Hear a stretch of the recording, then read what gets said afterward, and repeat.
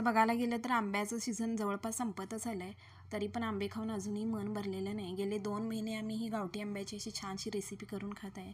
तर आज तुम्हाला पण दाखवूया म्हटलं. आता मी इथं 4 आंबे घेतले, ते स्वच्छ धुवून घेतले, त्याचा चीक काढून घेतले आणि छान असं बाउलमध्ये त्याचा पल्प काढून घेतले. आता ह्या रेसिपीला ना गावठीच आंबा लागतो, आपूस वगैरे आंबा घ्यायला जाऊ नका, त्याच्यामुळे ही रेसिपी चांगली बनणार नाही आणि करूच नका तुम्ही मुळात. तर गावठी आंबा घेतेवेळी सुद्धा थोडा आंबट गोड असा घ्या आणि आतून असे दोर असतात ना, त्या आंब्याची तर एकदमच खूपच भारी टेस्ट येते ह्या रेसिपीला.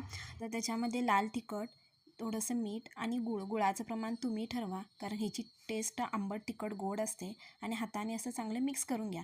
आता कोळीचा पल्प आहे ना, तो जास्त काढू नका, म्हणजे कोळीला टकलू करू नका, कारण खाण्यात मजा आहे आणि कोळीतच आहे जास्त, म्हणून सांगते. आता एका पॅनमध्ये थोडंसं 2 चमचे तेल टाकले, त्याच्यामध्ये मोहरी आणि कढीपत्ता, हिंग आणि मेथीचे 4 दाणे टाकून फोडणी भाजून त्याच्यावरती टाकून घेतले मी. ह्या पद्धतीने एकदा करून बघा आणि ही जेवणासोबत खाऊन बघा, एकदम भारी लागते.